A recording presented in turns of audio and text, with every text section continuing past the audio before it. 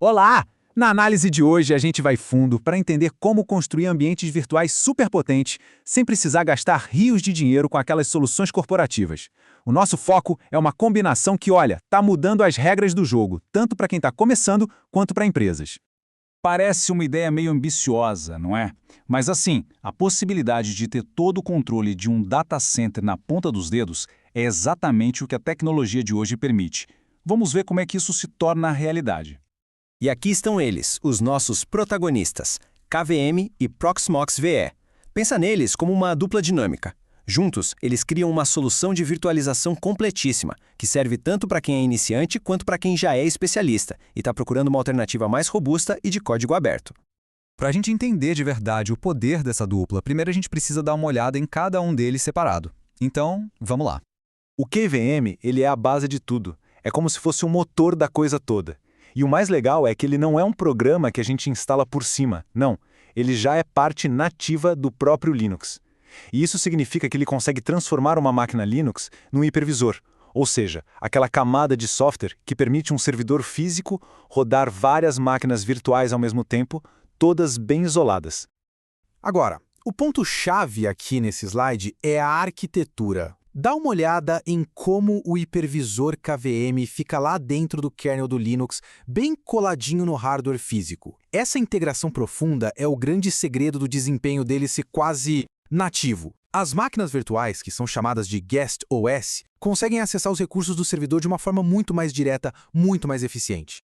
Essa analogia aqui é perfeita para entender como os dois trabalham juntos. Ter um motorzão como o KVM é incrível, mas de que adianta se for super complicado de usar, né? É exatamente aí que o Proxmox VI entra, dando para a gente a interface, o painel de controle para domar toda essa potência. E aqui está ele, o tal painel de controle. Essa interface web do Proxmox simplesmente centraliza tudo.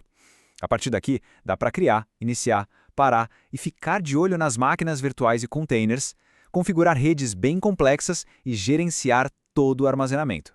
É basicamente uma visão completa e unificada do seu data center virtual. Bom, então a tecnologia é impressionante. Mas por que alguém escolheria essa solução em vez de tantas outras que existem por aí? Vamos analisar os benefícios que mais se destacam. O primeiro ponto, e um dos mais fortes, é o financeiro. Existem fontes que mostram que o Proxmox pode chegar a reduzir os custos com virtualização em até 50%. Isso quando a gente compara com as alternativas proprietárias, as pagas. Essa economia toda vem principalmente de não ter que pagar licenças de software. E aqui a gente vê a comparação bem direta. De um lado, o modelo open source do Proxmox. É gratuito, é flexível e ainda é construído sobre a base super sólida do Debian Linux. Do outro lado, as soluções proprietárias, que geralmente vêm com licenças caras e acabam prendendo a infraestrutura a um único fornecedor. A escolha aqui fica entre ter liberdade e ficar dependente.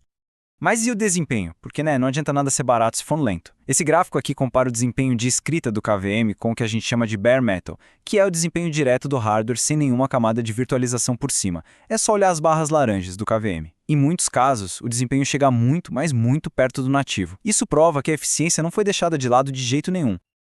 Ok, parece ser uma ótima solução, mas será que é complicado de instalar, de começar a usar? Vamos ver um resuminho bem rápido do processo de instalação para desmistificar isso de vez. Olha, o processo é bem direto, viu? Dá para resumir em 4 etapas principais. Basicamente, iniciar pela mídia de instalação, tomar umas decisões básicas sobre o disco e a rede, definir uma senha e pronto. É só deixar o instalador fazer o trabalho dele. Ele foi pensado para ser acessível mesmo. E aqui tem uma prévia de como é o instalador. É uma interface gráfica bem intuitiva que vai guiando por cada passo. Desde a escolha do disco, do sistema de arquivos, como o ZFS, por exemplo, até a configuração das informações de administração. Ou seja, não precisa ser nenhum mestre da linha de comando para conseguir instalar. Agora que a gente viu como é simples começar, vamos explorar o que dá para fazer de verdade quando está tudo rodando.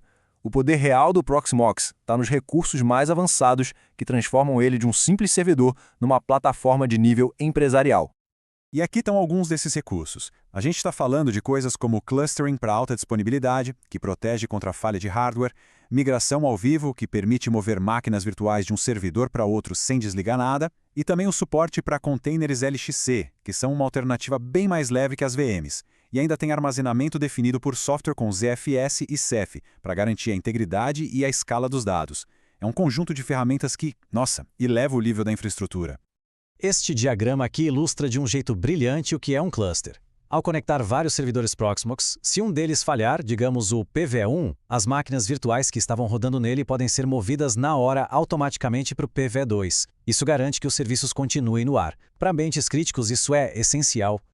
Bom, a gente já viu o que é, por que é uma boa e como começar. Agora, para fechar essa análise, vamos só amarrar os pontos mais importantes.